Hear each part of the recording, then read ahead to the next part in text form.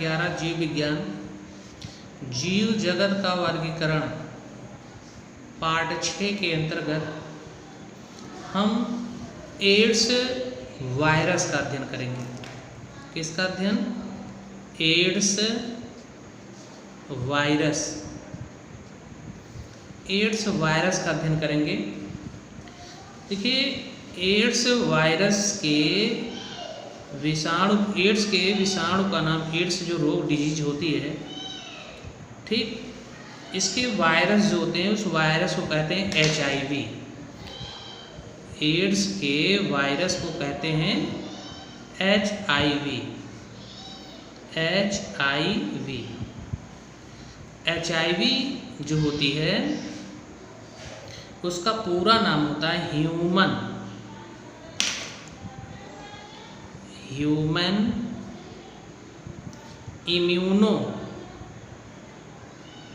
Immuno deficiency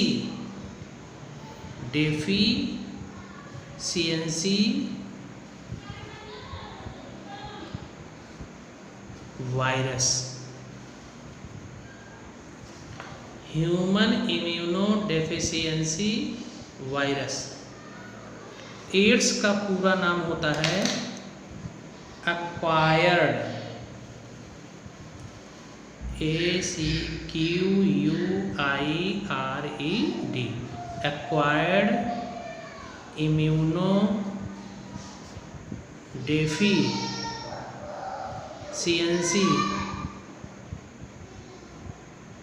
syndrome.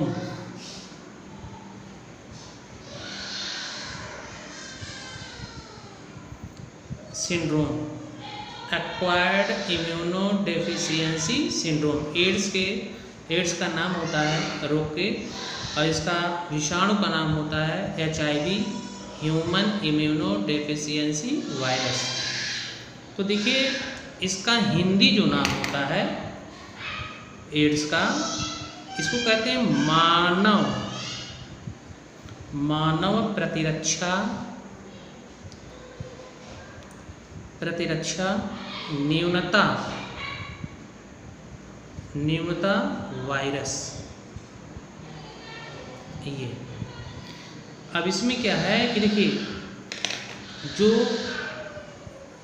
इसमें HIV है, इसमें क्या होता है कि HIV शरीर के अंदर पहुंचने पर उसके पश्चात एक प्रतिरक्षा तंत्र की मुख्य कोशिका अर्थात T लिम्फोसाइट को क्या करता है?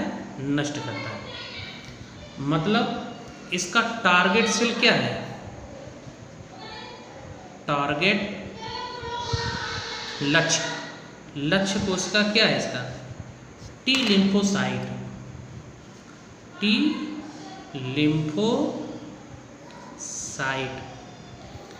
अब आप कहेंगे T लिम्फोसाइट क्या है? देखिए, एक होता है B लिम्फोसाइट, एक होता है T लिम्फोसाइट। दोनों हमारे शरीर के प्रतिरक्षण तंत्र होते हैं। इसमें क्या है कि WBC जब लिम्फोसाइट का निर्माण करता है तो ये लिम्फोसाइट जो होते हैं, क्या होता है कि इनका परिपक्वन होता है। जैसे अगर इस लिम्फोसाइट का अगर ब्लड में ही परिपक्वन होता है तब उसको कहते हैं B लिम्फोसाइट। यहाँ पे T के बजाय B रहे, B लिम्फोसाइट।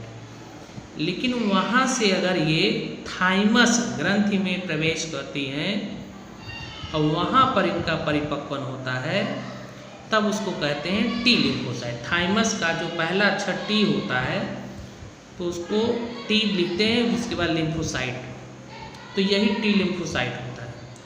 तो HIV वायरस का मुख्य जो कोशिका होती है वो T लिम्फोसाइट होता है, और ये क्या करता है? T लिम्फोसाइट को क्या करता है? नष्ट करता है। तो जो लिम्फोसाइट होता है यह शरीर की रोगजनक जीवाणुओं से लड़ने में या उससे बचाने में, है ना, प्रतिरक्षण क्षमता बनाता है। तो जब ये कोशिका नष्ट हो जाएगी, टी लिम्फोसाइट नष्ट हो जाएगी, तो हमारे शरीर की प्रतिरक्षण क्षमता जीवाणुओं से लड़ने में क्या हो जाएगी, कम हो जाएगी। इस कारण इस वायरस को क्या कहते हैं, HIV कहते हैं। फिर से सुनिए कि हमारे शरीर का मुख्य प्रतिरक्षा तंत्र जो होता है वो टी लिम्फोसाइट होता है। तो HIV जो होता है ये टी लिम्फोसाइट को नष्ट कर देता है, और जब टी लिम्फोसाइट को नष्ट कर देता है तो शरीर की जो रोगजनक जीवाणुओं से लड़ने की प्रतिरक्षण क्षमता क्या हो जाती है, कम हो जाती है। इसी कारण इस वायरस को HIV कहते हैं। तो इस वायरस के कारण जो रोग होता है उसे एड्स रोग कहते हैं। ठीक है, उपार्जित प्रतिरक्षण क्षमता, ठीक है, उपार्जित प्रतिरक्षण क्षमता। तो यहाँ पर हम एक्वायर्ड में लिखेंगे उपार्जित, उपार्जित, उपार्जित प्रतिरक्षण न्यूनता सिंड्रोम या वायरस। ठीक है, तो अब यहाँ पर क्या आता है कि देखिए, अब एड्स रोग जो होता है ना, तो एड्स रोग का जो पता चला सन 1981 में पता चला। एड्स रोग सन 1921 में पता चला। एड्स रोग सन 1981 में पता चला। ठीक, अब जब 1979 में पता चला तो इसमें क्या है, 1983 में मोंटेगेनियर ने इस रोग के वायरस की क्या की, खोज की। तो किसने, डॉक्टर लॉक मोंटेगेनियर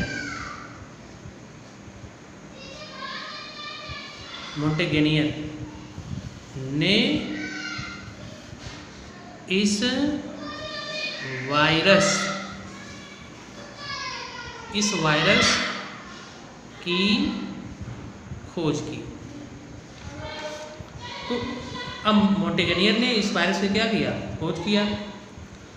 तो इनमें एड्स रोग में क्या होता है, एड्स रोग में क्या होता है कि लगभग सभी पूरे वर्ल्ड में 2 करोड़ से भी अधिक लोग इस रोग से अर्थात एड्स रोग से क्या है, पीड़ित है, जिनमें क्या होती है, पुरुषों की संख्या अधिक है। और HIV जो होता है, मतलब एड्स रोग जो होता है, उसका वायरस HIV पुरुषों के साथ संभोग या संदूषित सुई या मादक पदार्थों के द्वारा जो होता है एक व्यक्ति से दूसरे व्यक्ति में प्रवेश करता है। ठीक है, तो ये तो एड्स के बारे में है। अब देखिए HIV की जो संरचना होती है, हम संरचना के माध्यम से अध्ययन करते हैं। ठीक, संरचना में देखिए क्या है कि जो HIV है, ये देखिए एक गोल आवरण युक्त क्या है, वायरस है। देखिए गोल आवरण युक्त क्या है, वायरस है। और इसका जो व्यास होता है वह 90 से 120 नैनोमीटर होता है। 90 से 120 नैनोमीटर इसका जो होता है व्यास होता है। तो यह एक रेट्रो वायरस है, रेट्रो वायरस, और इसका आनुवांशिक पदार्थ एक सूत्री RNA होता है। एक सूत्री मतलब होता है सिंगल स्ट्रैंड, और द्विसूत्री मतलब होता है, द्विसूत्री मतलब double strand, single strand, double strand, द्विसूत्री, एक सूत्री। तो इसका जो होता है आनुवांशिक पदार्थ ये RNA होता है। ठीक है, तो इसमें क्या है कि RNA जो है एक सूत्री है। तो ये गोल आवरण युक्त तो क्या है, कण है। अब इसमें देखिए क्या है कि इसका जो न्यूक्लियोकैप्सिड होता है, ये न्यूक्लियोकैप्सिड, ठीक है, तो ये न्यूक्लियोकैप्सिड जो होता है ये विषफलकीय होता है, ठीक। और इसका जो आरएनए होता है, देखिए दो समान खंडों का बना होता है, ये खंड दूसरा खंड, दो समान खंड है। इसके साथ एक रिवर्स ट्रांसक्रिप्टेज एंजाइम्स होता है। देखिए रिवर्स ट्रांसक्रिप्शन क्या है कि जैसे एक होता है ट्रांसक्रिप्शन, अनुलेखन। अनुलेखन में क्या होता है, अनुलेखन मीन्स डीएनए से आरएनए के बनने की जो क्रिया होती है ना, उसे ट्रांसक्रिप्शन कहते हैं। और आरएनए से पुनः डीएनए की बनने की जो क्रिया है उसको रिवर्स ट्रांसक्रिप्शन कहते हैं। तो इसमें ट्रांसक्रिप्टेज नामक क्या होता है, एंजाइम्स होता है, ठीक है। कैप्सिड का जो ये आवरण है ना, तो ये कोशिका कला के समान ही क्या होता है, द्विस्तरीय।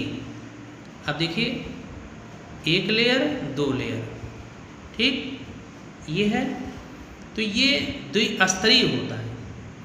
और फिर क्या है कि लिपिड का बना होता है, वसा का, ये वसा का बना है। तो इसमें इसकी बाहरी सतह पे जो होती है ग्लाइकोप्रोटीन्स की बनी खूंटी सदृश रचना लगी होती है। ये जो होता है घुंडी है, घुंडी किसकी बनी है, ग्लाइकोप्रोटीन की। ये कॉन्जुगेटेड प्रोटीन्स होती है। तो इस कॉन्जुगेटेड प्रोटीन की जो रचना है उसको कहते हैं ग्लाइकोप्रोटीन कहते हैं। तो ये ग्लाइकोप्रोटीन की खूंटी सदृश रचना होती है, ठीक। अर्थात जो इसके कोशिका कला होती है, कैप्सिड के बाहर कोशिका कला होती है, इस कोशिका कला पर क्या है कि ग्लाइकोप्रोटीन की बनी क्या होती हैं, घुंडियाँ होती हैं, चारों तरफ एक घुंडी है, खूंटी ऐसी रचना जो होती है ये घुंडी है, ठीक है। तो यही कारण होता है कि जब एड्स का वायरस अंदर जाता है किसी होस्ट में, किसी पोषक में, शरीर में, तो जब तक हमारी इम्यून सिस्टम कोशिकाएँ इनको घुलाती हैं तब तक इनमें क्या होता है कि अपने जैसी कई संतत कोशिकाओं का क्या कर लेती हैं, निर्माण कर लेती हैं, जिससे इनकी संख्या ज़्यादा हो जाती है। तो ये ग्लाइकोप्रोटीन जटिल जो होती है कार्बनिक आवरण युक्त रचना होती है, ठीक। अब देखिए HIV की रोग जनकता क्या है, तो पहले हम इसको समझा देते हैं कि देखिए लिखा है आउटर लिपिड इनवलप, मतलब ये जो आवरण है एक खोल है, इनवलप मीन्स होता आवरण, तो बाहरी जो आवरण होती है लिपिड की बनी है, ये लिपिड का बना है, ठीक। फिर होस्ट सेल मतलब पोषक कोशिका ये है, उसके अंदर ये ग्लाइकोप्रोटीन की है। और फिर क्या होता है कि इसी जो होता है जो क्या कहते हैं कि कोशिका कला, हमने कहा कोशिका जो कला होती है, तो कोशिका कला द्विस्तरीय लिपिड का बना होता है, लिपिड प्रोटीन लिपिड्स, है ना। तो ये इसी का आवरण है, इसी के बीच बीच में ग्लाइकोप्रोटीन की बनी क्या होती हैं, घुंडियाँ होती हैं। फिर इसके अंदर देखिए कोर बना है, इसको क्रूड कहते हैं, इंग्लिश में कहते हैं कोर। ये कोर प्रोटीन होती है, ये भी प्रोटीन की बनी है।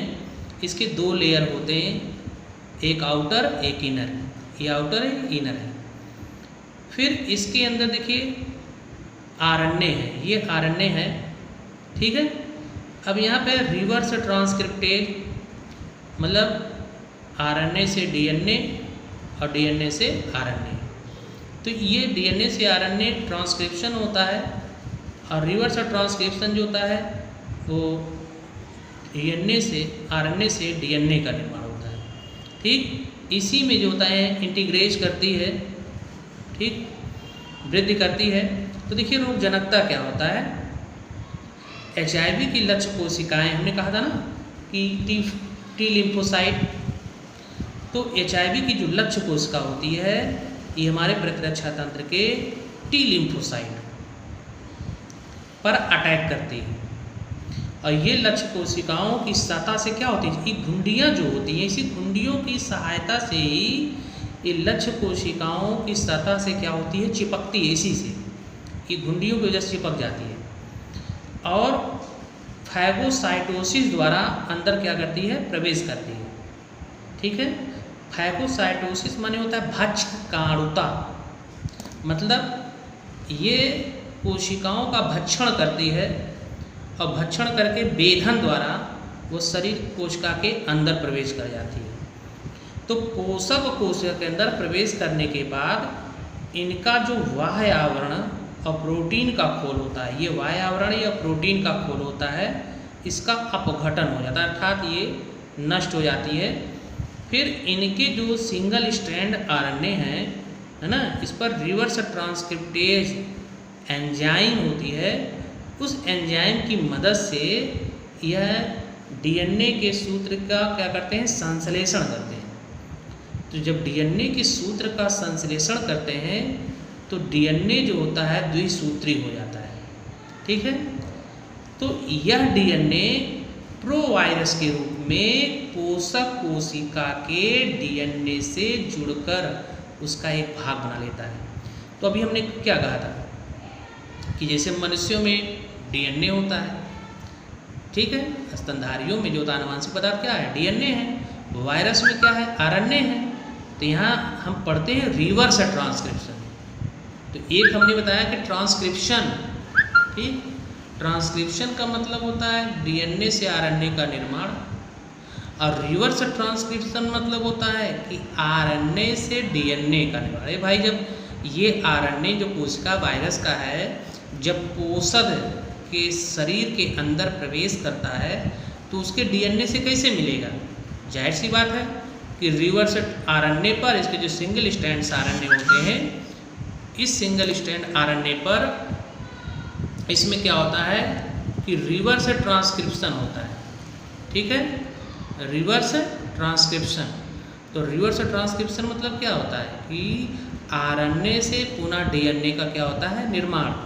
तो ऐसी क्रिया तब होगी कि जब ये जो आवरण होता है ये घुल जाएगा, और प्रोटीन की आवरण मतलब एक कैप्सिड की और ये प्रोटीन की आवरण जब घुल जाएगी, तब इसका आरएनए जो होता है, ये आरएनए का, है ना, रिवर्स ट्रांसक्रिप्टेज एंजाइम की सहायता से इसका संश्लेषण होता है और फिर ये द्विसूत्री डीएनए में परिवर्तित हो जाता है। अब यही डीएनए जो होता है प्रोवायरस के रूप में पोषक कोशिका के डीएनए से जुड़ करके उसका एक भाग बना लेता है। ठीक, तो प्रोवायरस से आरएनए की अनेक प्रतिलिपियां बनती जाती हैं और उनसे एक नए विषाणुकर्ण का क्या होता है, निर्माण होता है। तो ये संतति जो विरियॉन्स होते हैं, मतलब कण होते हैं वायरल के, यह एक्जोसाइटोसिस द्वारा, एक्जोसाइटोसिस का मतलब होता है बहिकोशिका पारण, पोषक कोशिका के बाहर निकलते हैं। ठीक, और फिर क्या करता है, नए टी लिम्फोसाइट को क्या करते हैं, संक्रमित कर देते हैं। तो चलते हैं हम दूसरे फिगर की सहायता से इसको समझते हैं। देखिए, HIV का ये जीवन चक्र है। ठीक, HIV का जीवन चक्र है। HIV के जीवन चक्र में क्या है कि पहला देखिए अटैचमेंट माने जुड़ना होता है। वायरस अटैच टू सेल, तो वायरस ये पोषक कोशिका है, कोई दूसरा सेल है जिसके अंदर विषाणु अंदर प्रवेश करेगा। तो अभी हमने इसके पहले चर्चा किया कि विषाणु का जो कण होता है उसके चारों ओर ग्लाइकोप्रोटीन की घुंडियाँ होती हैं। ये घुंडियाँ हैं, इसी घुंडियों की सहायता से पोषक कोशिका से क्या होता है, चिपक जाता है। और जब ये चिपक जाएगा, ठीक, तो दूसरा होता है पेनिट्रेशन। पेनिट्रेशन मीन्स होता है वेधन, ये वेधन है। तो ये क्या करेगा कि ये इसकी भित्ति को एंजाइम की सहायता से क्या करेगा, घुला देगा। और फिर घुलाने के बाद देखिए क्या करेगा, जब वायरस अंदर प्रवेश करेगा कोशिका में, तो इसके इस आवरण को, है ना, लूज वो इन्वेलप होता है और कैप्सिड, वायरस का कैप्सिड ये घुल जाएगा। तो इसका जब घुल जाएगा, ये आवरण घुल जाएगा, प्रोटीन की आवरण घुल जाएगी, तब ये आरएनए, एक सूत्री आरएनए यहाँ आ जाएगा, ठीक है। और यहाँ आ जाएगा जब ये पोषक की सतह से चिपक जाएगा, फिर क्या करता है, वेधन द्वारा इनके इस आवरण का अपघटन हो जाता है। मतलब जो होसद होता है, दूसरी जो कोशिका होती है, इसका अपघटन हो जाता है और अपघटन होने के बाद ये अंदर प्रविष्ट कर जाता है। तो कौन प्रविष्ट किया, पूरा खोल थोड़ी ना अंदर गया, सिर्फ इसका आनुवांशिक पदार्थ अंदर गया, ठीक है। तो रिवर्स ट्रांसक्रिप्शन तीसरा स्टेप होता है, रिवर्स ट्रांसक्रिप्शन। रिवर्स ट्रांसक्रिप्शन में क्या होता है, हमने कहा कि भी इसके पहले कि डीएनए से आरएनए के बनने की जो क्रिया होती है ट्रांसक्रिप्शन होती है, और रिवर्स ट्रांसक्रिप्शन आरएनए से पुनः डीएनए के निर्माण की जो क्रिया होती है वो रिवर्स ट्रांसक्रिप्शन होती है। तो जैसा कि इसका आनुवांशिक पदार्थ सिंगल स्ट्रैंड है, आरएनए है, विषाणु का, एड्स के विषाणु का, एचआईवी का आनुवांशिक पदार्थ क्या है, आरएनए है। तो ये आरएनए इस कोशिका से जुड़ नहीं पाएगा, तो क्योंकि इसका तो आनुवांशिक पदार्थ डीएनए है, द्विसूत्री डीएनए, देखिए द्विसूत्री डीएनए है। तो इसके लिए क्या करेगा ये कि जब ये अंदर सिंगल स्ट्रैंड आरएनए का प्रवेश करेगा तो रिवर्स ट्रांसक्रिप्टेज एंजाइम की मदद से ये क्या करता है कि डीएनए के सूत्र से जुड़ जाता है। तो डीएनए की सूत्र से जब जुड़ेगा तो इससे क्या होगा, द्विसूत्री डीएनए अणु बनेगा, अर्थात रिवर्स ट्रांसक्रिप्शन, आरएनए से डीएनए का निर्माण, ठीक। अब यही डीएनए प्रोवायरस के रूप में पोषक कोशिका के अंदर से जुड़ करके एक भाग बना लेता है। तो जब भाग बना लेगा तब क्या होगा कि अब यही प्रोवायरस, इसमें रेप्लिकेशन होता है। रेप्लिकेशन मीन्स होता है द्विगुणन। Replication is equal to by means duplication, मतलब एक डीएनए से उसके जैसी कई डीएनए अणुसूत्र का क्या होता है, निर्माण। तो यहाँ देखिए चौथा स्टेप जो होता है रेप्लिकेशन है, प्रोड्यूसेस डबल स्ट्रैंडेड डीएनए। तो ये डबल स्ट्रैंड डीएनए बन गया। पांचवा जो होता है, जब ये डबल स्ट्रैंड डीएनए बन जाएगा तो यही डीएनए इंटीग्रेट्स करेगा इनटू होस्ट क्रोमोसोम, मतलब जो कोशिका होती है दूसरी, उस कोशिका के अंदर क्रोमोसोम से ये क्या करेगा, जुड़ जाएगा, अंदर प्रवेश करके ये जुड़ गया। अब जब ये अंदर जुड़ जाएगा तो इसके जो विरियॉन्स होते हैं वही कोशिका पारण द्वारा, मतलब एक्सोसाइटोसिस द्वारा पोषक कोशिका से बाहर निकल। अब देखिए ये बाहर निकल रहा है, ठीक है, ये कोशिका से कहाँ निकलते हैं, बाहर। और बाहर आकर के नए लिम्फोसाइट पर नए लिम्फोसाइट को अर्थात T4 लिम्फोसाइट को संक्रमित करते हैं। तो यहाँ पर लिखा है ट्रांसक्रिप्शन। ट्रांसक्रिप्शन माने होता है अनुलेखन। तो produces many strand of RNA. अब यहाँ से फिर किसका निर्माण हो गया, आरएनए का निर्माण हो गया, ठीक। अब बायोसिंथेसिस जैव संश्लेषण होता है। तो translation produces code protein envelope protein and reverse transcriptase. तो यहाँ पर जब इसका ट्रांसलेशन हो जाएगा ये फिर दूसरी कोशिका को संक्रमित करेगा, तो फिर इसमें प्रोटीन और प्रोटीन का आवरण, ठीक है, निर्माण हो जाएगा, ठीक है ना। और फिर क्या होगा, रिवर्स ट्रांसक्रिप्टेज, ठीक। रिवर्स ट्रांसक्रिप्टेज, ट्रांसक्रिप्शन माने होता है अनुलेखन, रिवर्स ट्रांसक्रिप्शन है पुनर्अनुलेखन। तो पुनर्अनुलेखन द्वारा फिर ये बन जाएगा तो संक्रमित करेगा। तो जब इस दूसरी कोशिका को संक्रमित करेगा तब मैचुरेशन अथवा परिपक्वन, मतलब ये विषाणु फिर क्या करता है, नए वायरस का, देखिए यहाँ फिर आरएनए आ गया, ठीक है, फिर यहाँ क्या आ गया, आरएनए। तो parts assemble into new virus, मतलब ये नए वायरस के कणों का फिर क्या करता है, निर्माण करता है। और फिर यही वायरस के कण अब देखिए यहाँ पे आ गया। तो अब यहाँ पे इसमें आनुवांशिक पदार्थ आरएनए है, ये इसका स्पाइक है ना, स्पाइक घुंडियाँ हैं, और ये रिवर्स ट्रांसक्रिप्टेज हो रहा है। तो इस तरीके से 9वें स्टेप में क्या होता है, release budding out gives virus new envelope, और फिर ये बडिंग करता है ना। तो बडिंग माने मुकुलन होता है। तो मुकुलन क्या है कि देखिए ये सीधा जो इसका फूला हुआ है ये क्या है, मुकुलन कर रहा है, नई कोशिका का क्या कर रहा है, निर्माण। तो ये फिर न्यू आवरण द्वारा एक नई कोशिका का क्या होता है, निर्माण। तो जब नई कोशिका का निर्माण हो तो ये इससे ला करके तीसरी कोशिका को क्या करेगा, संक्रमित करेगा। तो अब यहाँ पर जब होता है टी लिम्फोसाइट को जब संक्रमित कर देते हैं तो संक्रमित जो टी लिम्फोसाइट होता है ना, वो वायरस की क्रियाशीलता के कारण क्या होता है, मतलब हमारा जो इम्यून सिस्टम है वो नष्ट हो जाता है। तो जब टी लिम्फोसाइट नष्ट होने लगेंगे तो टी लिम्फोसाइट के नष्ट होने से मनुष्य की प्रतिरक्षण क्षमता क्या होती है, कम होती जाती है। और जब कम होती जाएगी तो HIV के जो वायरस होते हैं, कण होते हैं, वो संक्रमित व्यक्तियों के रुधिर, लार, आंसू, मूत्र, पसीने और सीमेन, पुरुषों के सीमेन तथा स्त्रियों के दुग्ध में प्रवेश कर जाते हैं, उसमें उपस्थित रहते हैं। अब इसका संक्रमण कैसे होता है, HIV का संक्रमण के लक्षण, संक्रमण तो ये हो गया रोगजनकता।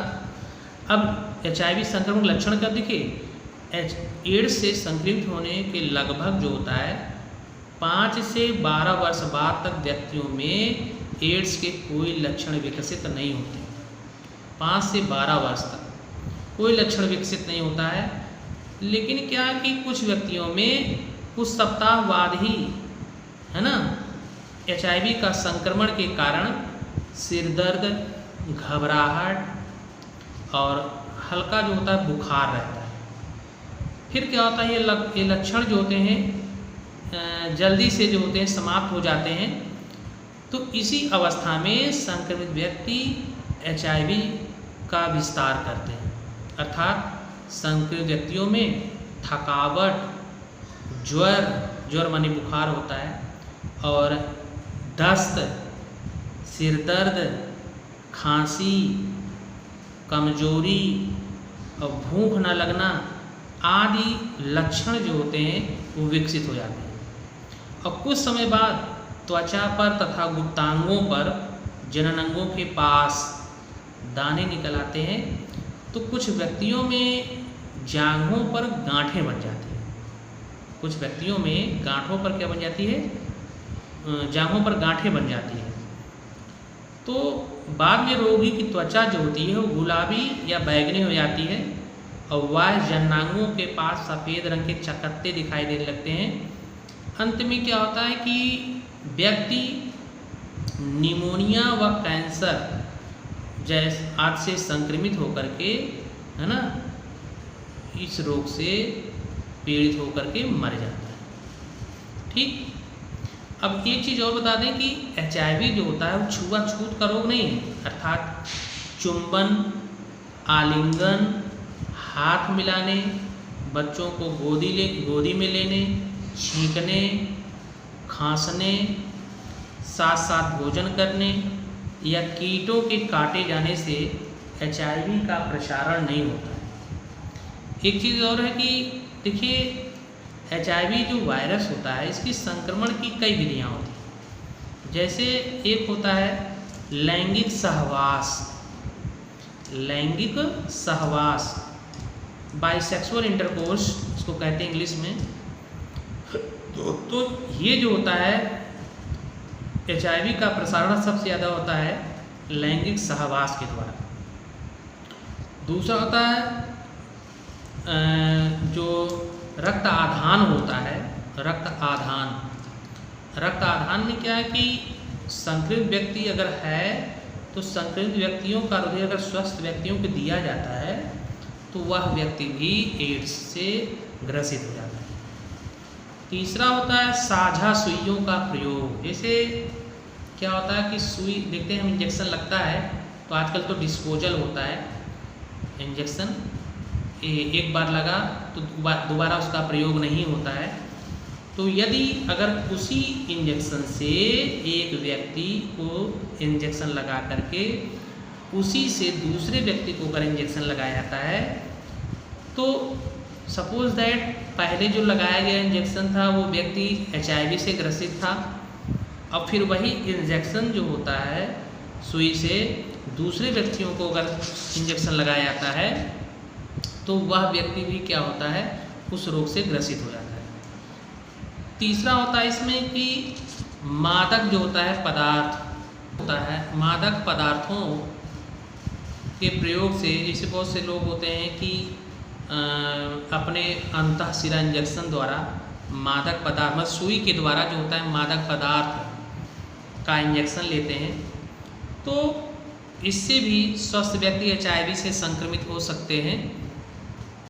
माँ से बच्चे में संक्रमण, जैसे अगर माँ अगर संक्रमित है तो बच्चा भी उसका जो होता है अगर गर्भ में है तो वो भी संक्रमित हो जाता है। अगला होता है अंग प्रत्यारोपण, अगर कोई एड्स का व्यक्ति है, पेशेंट है, रोगी है और उसका कोई अंग का प्रत्यारोपण किसी दूसरे व्यक्ति के हो रहा हो तो ऐसे में वह व्यक्ति भी एड्स का जो रोगी हो जाता है। ठीक है, तो आज हम ये देखें कि पॉइंट्स में क्या है, HIV की संरचना, HIV की संरचना। दूसरा पॉइंट होता है HIV की रोग जनकता। तीसरा पॉइंट होता है HIV संक्रमण के लक्षण। चौथा होता है HIV का प्रसारण, इसका प्रसारण कैसे होता है ये। और सबसे ऊपर जो लिखते हैं इसमें HIV वायरस के बारे में जो हमने ऊपर भी लिखा है HIV वायरस, ये 2 the 5 पॉइंट्स होते हैं। आप क्या करेंगी, इन सब का इन पॉइंट्स के द्वारा अपना नोट्स तैयार करते रहेंगे। ठीक है, धन्यवाद बेटा। इसमें 3 हेडिंग और इसमें है। एड्स रोग का उपचार, जैसे क्या होता है एड्स रोग का अभी तक कोई उपचार है तो कोई औषधि नहीं बन पाई है, लेकिन फिर भी इसके लिए क्या होता है ज़ाइडोबुडाइन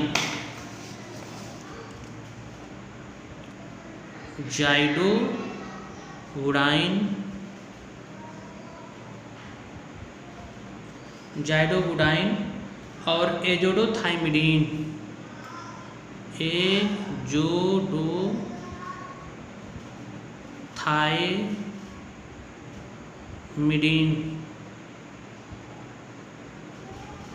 ये एजोडोथाइमिडीन, ठीक, ये औषधि है, इस पर परीक्षण चल रहा है।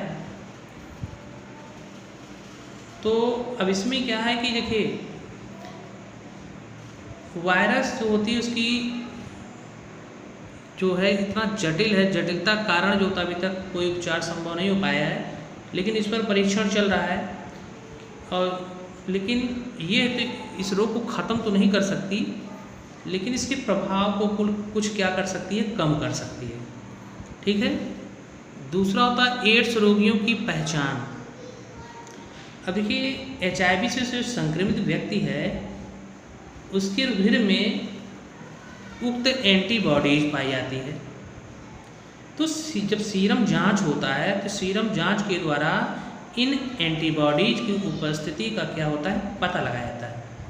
तो सीरमी जांच के लिए एलिसा किट, सीरमी जांच के लिए एलिसा किट इसको कहते हैं। क्या कहते हैं? ELISA, LISA, ELISA kit. ये एलिसा किट का प्रयोग किया जाता है और इसी से व्यक्ति में इसकी उपस्थिति का परीक्षण किया जाता है। और एक होता है एड्स का नियंत्रण। तो देखिए, पहली बात तो है कि जितने भी व्यक्ति हैं सभी व्यक्तियों को एड्स से संबंधित ज्ञान से अवगत करा देना चाहिए। दूसरी चीज़ होती है कि इंजेक्शन जो होता है एक बार लगने के बाद उस सिरिंज का दोबारा प्रयोग नहीं करना चाहिए, उसे फेंक देना चाहिए। तीसरा होता है कि जिस भी व्यक्ति को रुधिर अगर देना हो तो पहले दाता का रुधिर का परीक्षण कर लेना चाहिए। उसके अंगों का प्रत्यारोपण के लिए भी अंगों का परीक्षण कर लेना चाहिए और उसी के बाद जो होता है उसको रुधिर आधान या अंग प्रत्यारोपण करना चाहिए। सबसे ज़रूरी चीज़ लास्ट में, सहवास में, लैंगिक जो होता है सहवास में विशेष सावधानी बरतनी चाहिए। ठीक है। और देखिए, एड्स दिवस जो होता है, एड्स दिवस जो है ये कब मनाया जाता है? 1 दिसंबर को। एड्स दिवस 1 दिसंबर को मनाया जाता है। ये मनाया जाता है। ठीक है। अब इसमें एक बच्चा जो है, देखिए, एक आता है वायराइड्स, एक होता है प्रियांस। इम्पोर्टेंट है, वायराइड्स है, प्रियांस है ना। तो ये है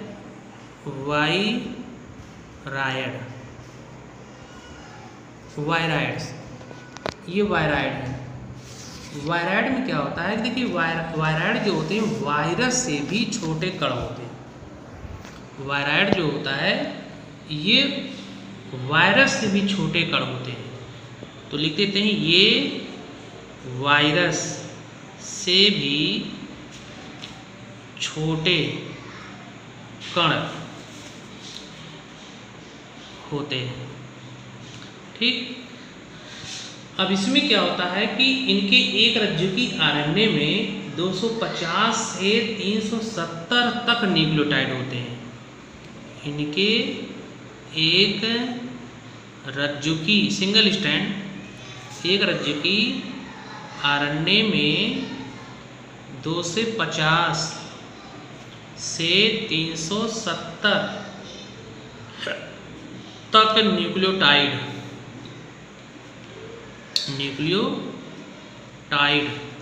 होते हैं। ठीक है। तो देखिए, इसका जो वायराइड्स का जो पता लगाया T.O. डाइनर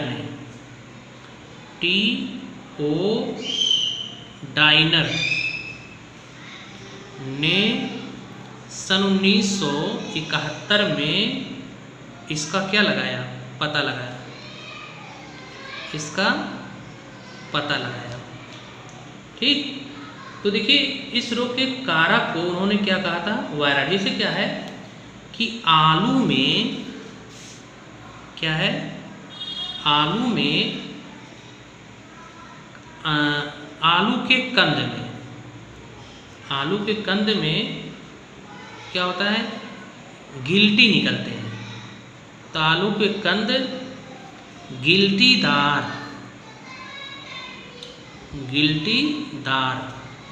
होकर क्या होते हैं? चटक जाते हैं। ये चटक जाते हैं। ठीक है। तो आलू के जब कंद गिल्टीदार होकर चटक जाते हैं तो इस रोग को पोटैटो स्पॉन्डल ट्यूबर डिजीज कहते हैं। क्या कहते हैं इस रोग को? पोटैटो स्पॉन्डल ट्यूबर डिजीज डिजीज कहते हैं। ये तो इस रोग के कारक को उन्होंने क्या कहा? वायराइड्स कहा। इस रोग के कारक को उन्होंने वायराइड्स कहा।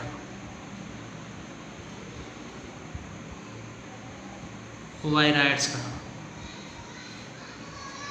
ठीक। तो अब यहाँ पर देखिए, अब जब ये था कि डायरर में खोज के बाद लगभग क्या था कि लगभग 1 दर्जन से अधिक रोगवाइड्स का पता लग चुका था, और ये एक पौधे से दूसरे पौधे में फैलते हैं, जैसे परागकण द्वारा या बीजाणु के माध्यम से या स्पर्श के माध्यम से, है ना। तो इस प्रकार से एक पौधे से दूसरे पौधे में, तो ये वायराइड्स हो गया। अब दूसरा जो होता है वो प्रियांस है। क्या है? प्रियांस। ये प्रियांस दूसरा जो होता है वो प्रियांस होता है। प्रियांस देखिए क्या है? प्रियांस जो होते हैं वो प्रोटीन के अणु हैं। प्रियांस ये प्रोटीन के अणु हैं, ठीक है।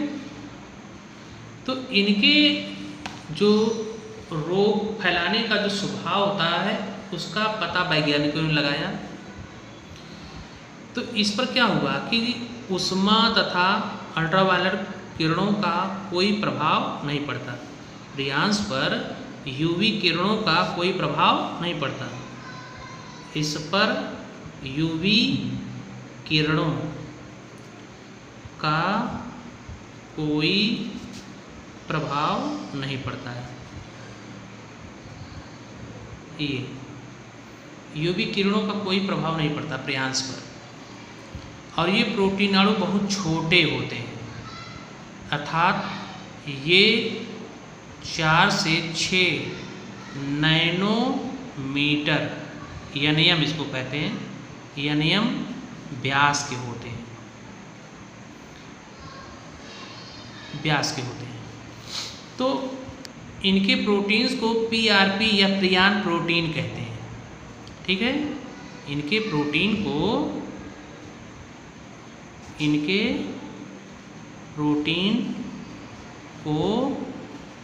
प्रियान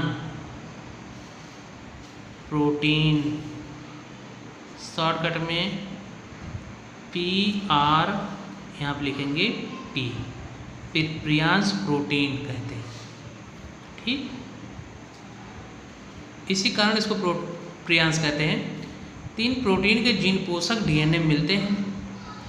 तो अब इसका देखिए, इसके कारण कौन कौन सा रोग होता है।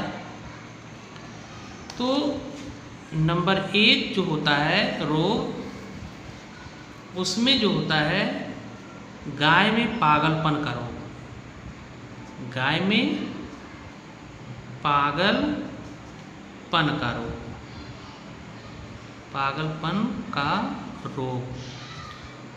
दूसरा इसमें होता है कि मानव में पागलपन का रोग और पार्किंसन का रोग।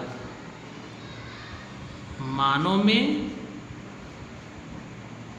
पागल, ये तो मान लीजिए जानवरों में था, मानव में पागलपन का रोग, कामा पार्किंसन रोग। तो इसमें क्या होता है? पार्किंसन में लकवा के रूप में हो जाता है, अर्थात अंग काम करना बंद कर देता है लकवा के रूप में। पार्किंसन में क्या होता है? इसका लक्षण हाथ मतलब अंगों में कंपन और लकवा। और दूसरे देखिए क्या होता है? कुरु रोग। कुरु रोग में क्या होता है कि इसमें व्यक्ति की हंसते हंसते मृत्यु हो जाती है। कुरु रोग में व्यक्ति की हंसते हंसते मृत्यु हो जाती है।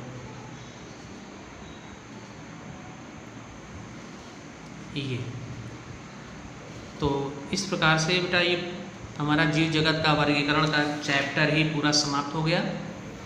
इसका हमने PDF फाइल भेजा है। आप उस PDF फाइल से बुक की हमने एक फ़ोटो PDF भेजा है। आप उसके अंतर्गत प्रश्नावली जो है उस प्रश्नों को आप हल करके अपनी उत्तर पुस्तिका बनाते रहिएगा और नोट्स बनाते रहिएगा, लिखते रहिएगा। ठीक है, ओके, धन्यवाद।